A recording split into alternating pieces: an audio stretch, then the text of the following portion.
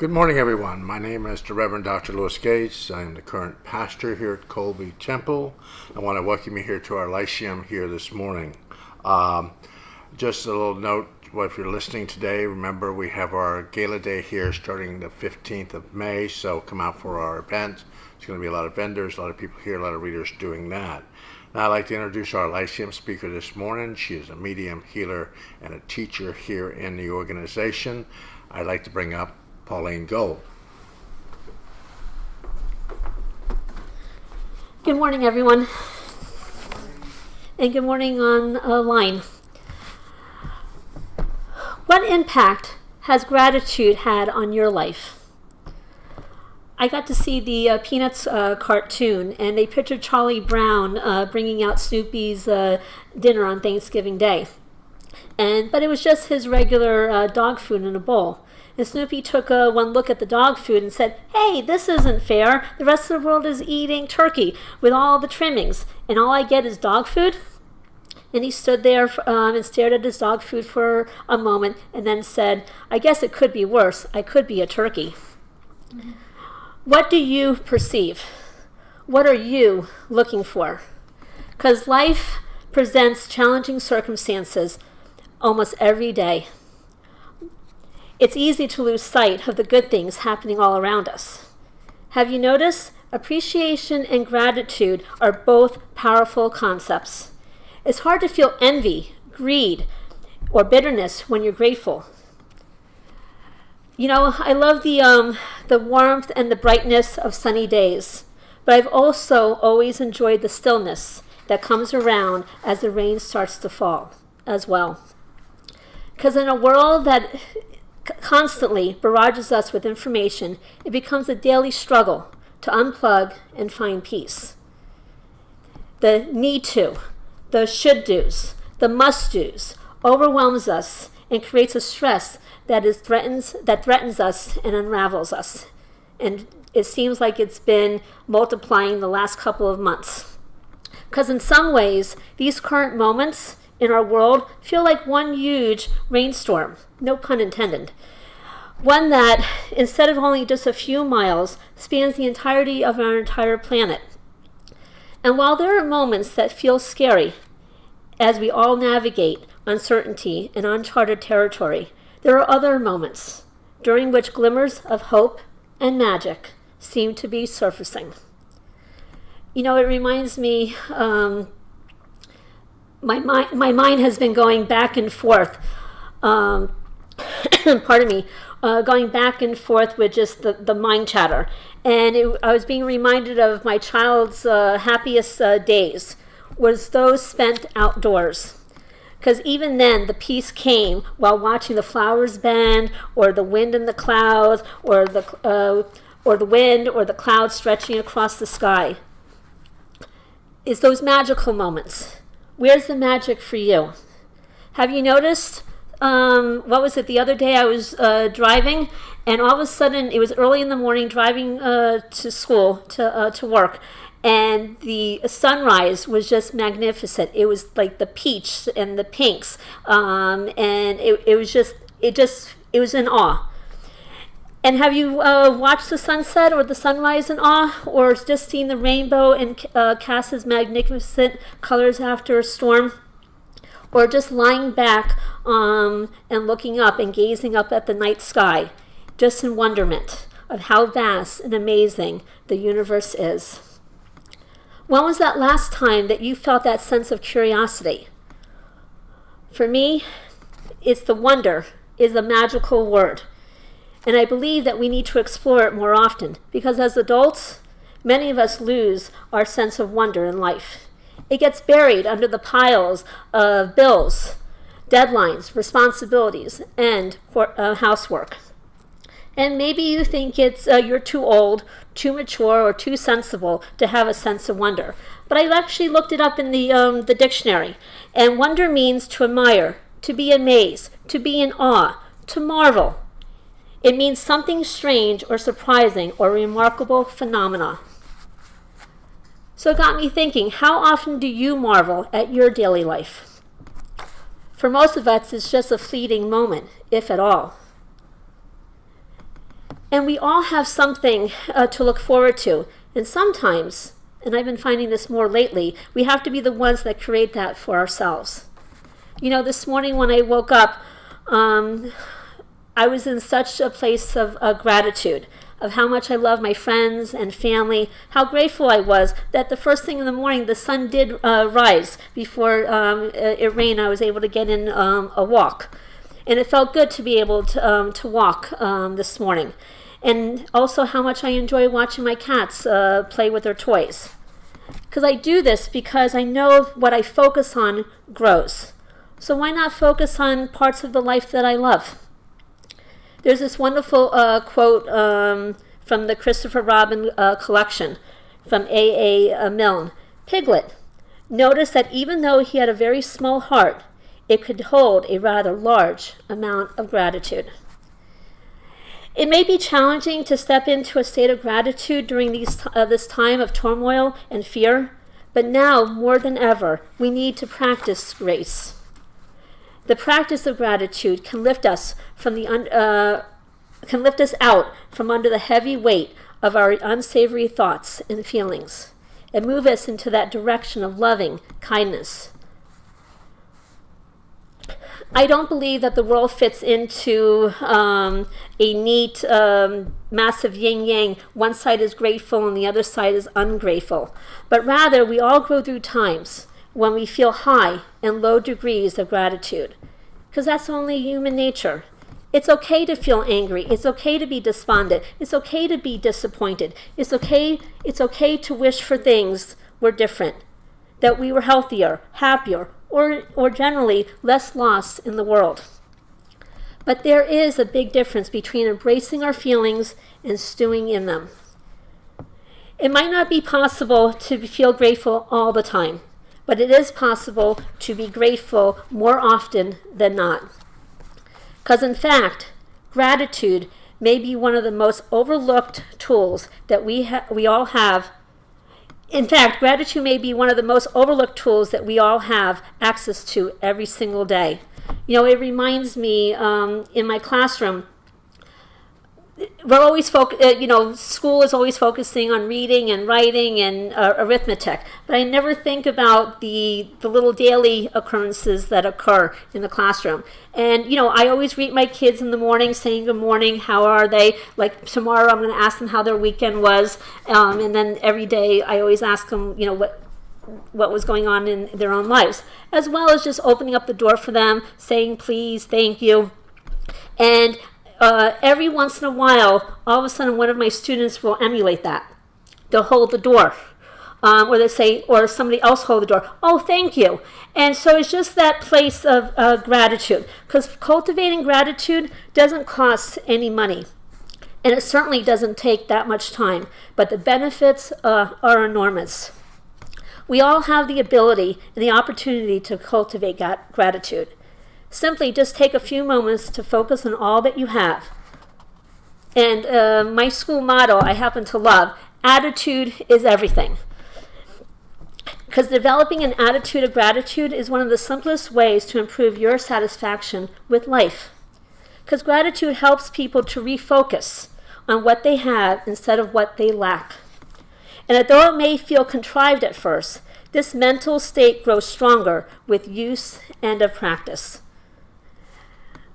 The word gratitude is derived from the Latin word gratia, which means grace, graciousness, and gratefulness.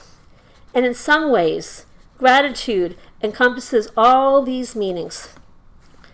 Gratitude is a thankful appreciation for what an individual receives, whether tangible or intangible. Because with gratitude, people acknowledge the goodness in their lives.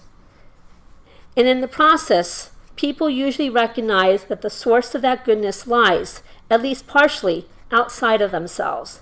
And as a result, gratitude also helps people connect to something larger than themselves as individuals, whether to other people, to nature, or to a higher power. I've noticed that the longer that I've traveled on my self-development journey, I realize that gratitude is the universal antidote to painful feelings.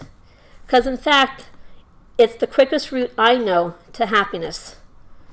Because, however, when we're in a low mood or something knocks us off our course, it can be easy to forget just how amazing things there are in our lives to be grateful for, even if it's just one single day.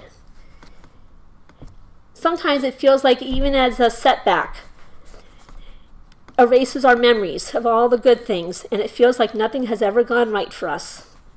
And like so many things in life, it takes daily practice to develop that gratitude. As a wise anonymous person said, gratitude is not the result of things that happen to us. It is an attitude that we cultivate by practice. So just how can we practice being thankful and bring more of this into our lives? Because for me, gratitude diary is the single most effective tool in my self-development.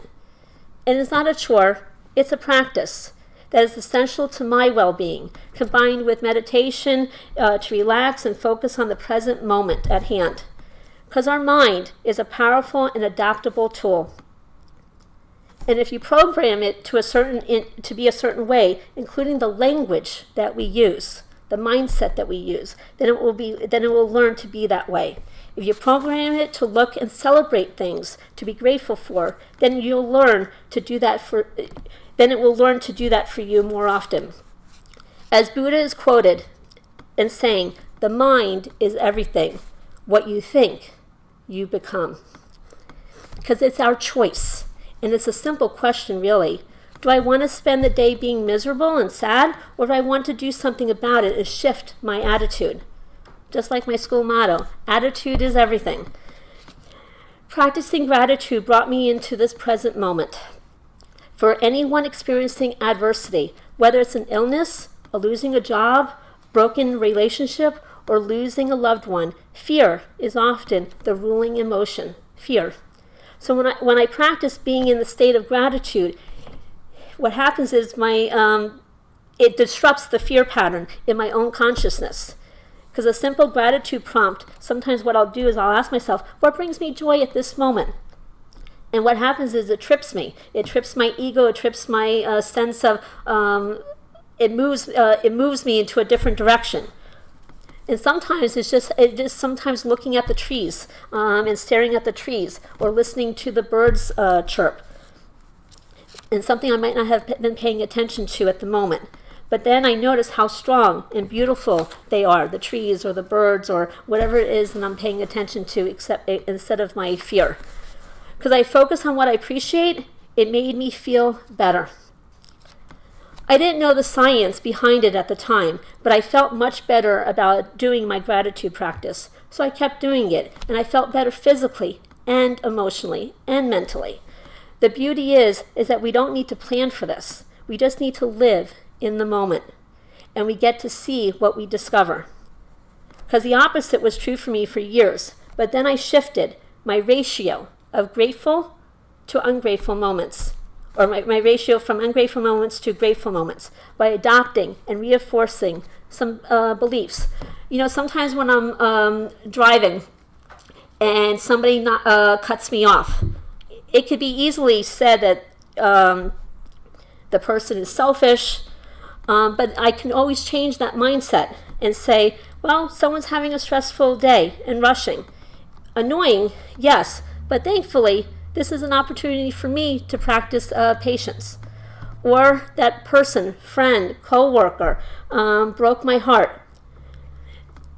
A lot of times we'll sit there and say what a bad person, or what they did to me was wrong, and the anger and the angst. And they're trying to put upon me pain. But rather, I can change that mindset. That person is just being human and hurting equally, just like me. And she's doing the best, he or she is doing the best that they can. Distressing, yes, but thankfully this taught me a great deal about myself and what a healthy relationship entails. It's just changing that mindset, changing that perspective. Because I learned something from every broken heart, broken hope, and broken promise. It all helped me to become a stronger, wiser, and compassionate person. And the same is true for anyone who chooses to see life in a different way with gratitude. Because when we claim that wonder in our everyday lives, whether we're washing the dishes, driving to work, or watching the clouds shift and change in the sky, we transform that mundane and routine into a cherished experience. The ordinary becomes extraordinary, and our lives become deeper, richer, and more connected. We don't need to spend money on this or go out of our way to find it. You can experience it right here at this moment where you are. Simply stop and pay attention. Notice what's around you. Look with curiosity. Let it move you and inspire you. As I keep on learning, releasing that tendency to judge and criticize. Because life is how we make it. Life is always seeking growth and expansion. And you don't have to make the old ways wrong. You don't have to sit there and criticize what was, but rather create that newness in the old. Sometimes in my house, I will move a picture, or I'll move a pillow, or I'll move furniture around, or I'll put something in a different place just to see how it feels.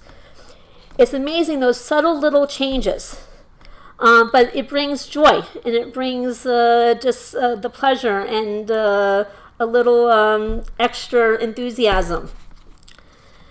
Because I've recognized that every time you embrace something new, you bring into yourself a sense of aliveness. Because life is an ongoing process of creation. We're constantly experiencing life, no matter what happens in the world or in our own individual lives. Because our mindset is the key to the lives we lead. It can never be overemphasized that our energy goes where we focus our attention and awareness. So pay attention to what you're paying attention to. So sometimes we're often discouraged because of some tough challenge or obstacle in our way. But just that shift of mindset can change everything. We get to look forward toward the future with hope, regardless of life's and the world's circumstances. We get to choose that. That's ours. Because life presents us with a wide array of opportunities. It's not about preventing the obstacles, but rather how do we cope? When you allow these obstacles to control your life, then they have an effect of sabotaging our efforts.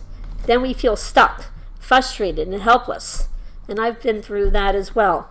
But then I remind myself, don't let the fear consume me. Because at every moment, we surround ourselves with the words and deeds, generating a vibration that can create happiness or unhappiness. Because your mind and spirit is the most overlooked and underappreciated components of our well-being. Our brains are powerful and can cause us to imagine the best or the worst of things.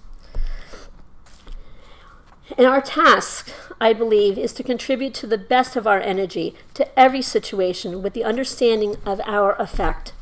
Because a thought and words are energies, and a positive attitude helps us cope more easily with our daily affairs in life. And the other thing I keep on realizing is that you don't always have to have the best answer or say the perfect thing, because no one's expecting that except for yourself. But be curious, because curiosity is filled with anticipation and enthusiasm. Respond to life instead of just reacting to it. Because sometimes it just takes that conscious effort to enjoy the journey, to embrace life. There's a beautiful quote by Maya Angelou, and I resonated with it so strongly. I've learned that no matter what happens or how bad it seems today, life does go on, and it will be better tomorrow. Because life to me is a gift. It isn't always easy or happy, but it's one hell of a ride. And it wouldn't be without the bumps and the turns and the twists and the upheavals.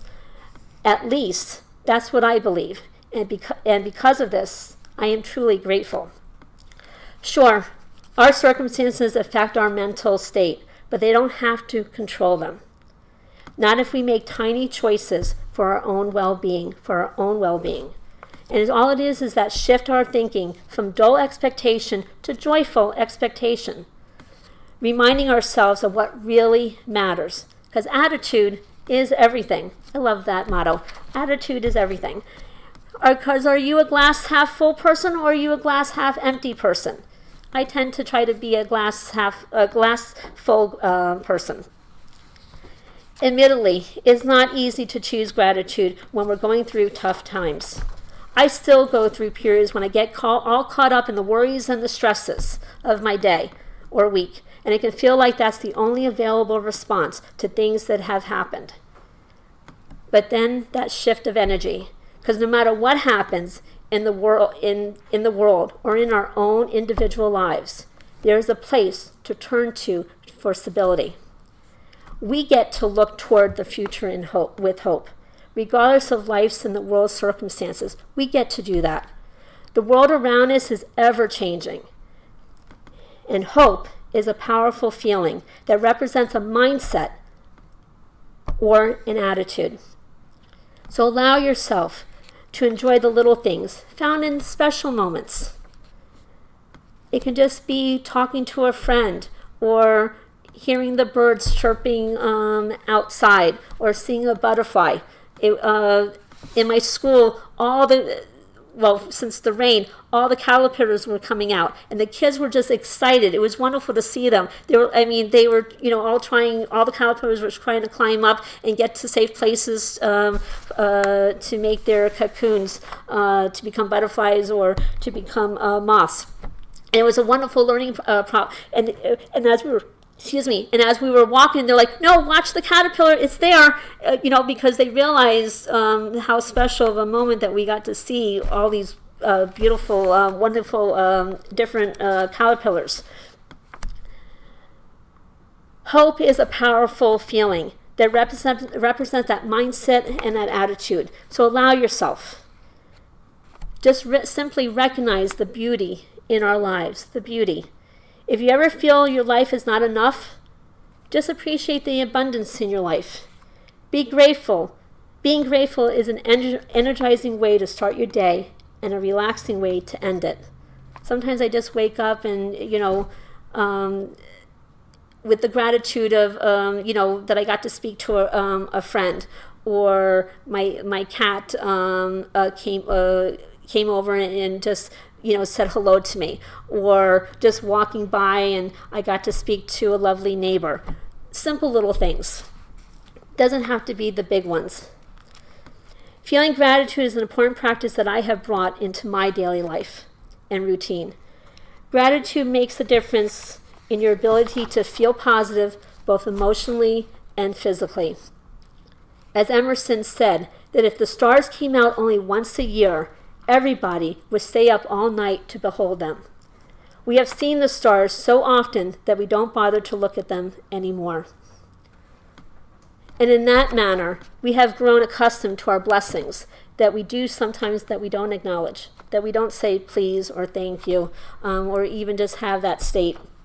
So celebrate those simple joys and allow yourself to enjoy the little things found in special moments.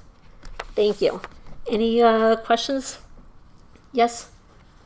I love when you mention the fact that words have meaning, words have power. And I have found that when it comes to gratitude, I have allowed myself to develop some gratitude rituals. There's a picture of my mother that was at her funeral, and it's pretty life-size, and it sits in my room. It seems kind of odd, but it does. And each morning, each night, I touch her shoulder, and I thank her for loving me and guiding me even now as she's gone from here. And little rituals like that, picking up a penny and celebrating wealth, even in that penny. So for me, that's how I translated the gratitude into my life, is through rituals. Beautiful, yes. I know, like my school motto, attitude is everything. It's like it reminds me, and we say it in our school, hey, we have a choice. So it's that little bit, it's like a ritual in that sense. Or even hearing, I mean, it touches me when all of a sudden I hear my students saying please and thank you or holding the door for somebody, because it's not something part of the curriculum, or it doesn't get emphasized as often, but in my opinion, it should. And so, but even with my own daily life, saying thank you, being appreciative of, at the grocery store, somebody holding the door, or like, hey, I'll take that out for you, or I'll pick that up for you. It's those little things that we don't always get to acknowledge. But when you do, you do feel that enormous aliveness, and you feel that deep love and appreciation for so much more than just that one a moment. So sort of making gratitude the default point of view, the default attitude is gratitude. Something may come in, but when it's gone, then the default attitude remains. Yes, because you have that effect, yes, or that you feel that effect. Yes? Well, you can have gratitude to those little problems too, because you have to be thankful they're leading you to the place you're supposed to be. So even when you're thankful for all the blessings, you have to be thankful for all the other things also, because that makes who you are and shows you the growth you can make. Yes. Because growth is actually in the difficult times. Most definitely, yes. Yes, and it's like hindsight being 20/20. All of a sudden you can look back like, okay, yeah, I'm grateful for those. You might not always feel it at that moment, because I know sometimes when things are overwhelming, for example, this week with school, there was just one situation after another situation. And on Friday, and I just kept on plugging, trying to solve the situation. And it wasn't until Friday when I sat and realized, like, wow, like it didn't get resolved 100%, and hopefully it will be resolved next week, but we've talked. And other people were talking, and we were all collaborating, we were all working together. And it was at that moment, like, I'm grateful for that. Because yes, it was just to look at that blessing, even if it wasn't a completely resolved, but the steps that were taken, I was blessed and felt grateful for. So yes, there's all different layers with gratitude. But yes, it's the outward and it's the blessings, but it's also the things that we're receiving and the things that we're noticing within ourselves. Anyone else would like to share and comment? Anyone online? Okay. Well, thank you everyone for being here, and thank you for being here and coming out in the rain. And I'm grateful for each and every one of you. Have a wonderful day. Thank you.